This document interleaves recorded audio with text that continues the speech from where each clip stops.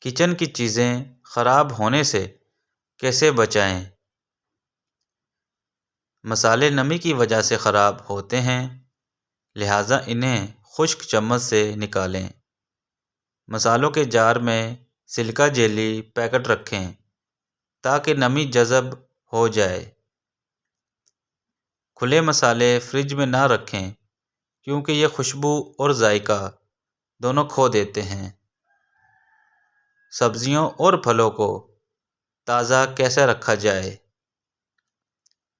پتوں والی سبزیاں جیسے پالک یا دھنیا کو گیلے کپڑے میں لپیٹ کر رکھیں، ایسے یہ خراب نہیں ہوتی۔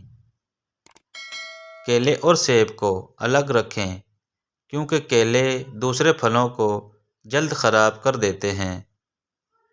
ٹماٹر اور آلو کو ریفریجریٹر میں نہ رکھیے، یہ خراب ہو سکتے ہیں۔ آٹے یا چاول اور دالوں کو محفوظ کیسے رکھا جائے؟ چاول یا آٹے میں نمی کے پتے ڈالنے سے کیڑے نہیں لگتے۔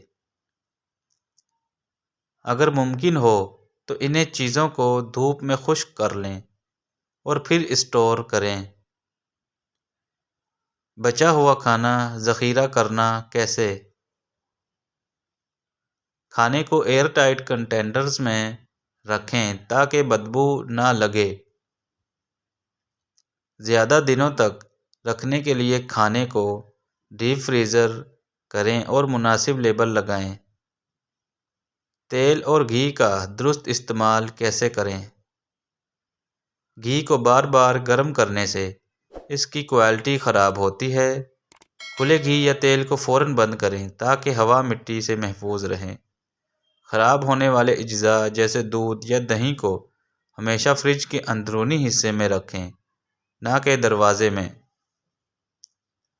پلاسٹک کے بجائے شیشے یا دھات کے برتن استعمال کریں، یہ زیادہ دیر تک چیزوں کو محفوظ رکھتے ہیں۔ دودھ کو ہمیشہ ابال کر ٹھنڈا کر کے فریج میں رکھیے تاکہ خراب نہ ہو۔ دہی کو چمچ سے نکالیں اور ڈھک کر رکھیے تاکہ کھٹا نہ ہو۔ بادام، کشمش اور اخروٹ کو ایئر ٹائٹ ڈبوں میں رکھیں اور سورج کی روشنی سے ہمیشہ دور رکھیے۔ چینی یا نمک کے جار میں چند چاول کے دانے ڈال دیں، یہ نمی جذب کر لیتے ہیں۔ نمک کو ڈھک کر رکھیے تاکہ یہ سخت نہ ہو۔ برتنوں میں چکنائی ختم کرنے کے لیے نیم گرم پانی اور سرکہ استعمال کریں۔ بچی ہوئی روٹی کو اخبار میں لپیٹ کر فریج میں رکھیے اور کھانے سے پہلے گرم کر لیں۔ فریزر کی ہوئی روٹی کو توا یا اوون پر گرم کرنے سے یہ تازہ لگتی ہے۔ گوشت اور سبزیاں الگ الگ رکھیے تاکہ بدبو نہ ملے۔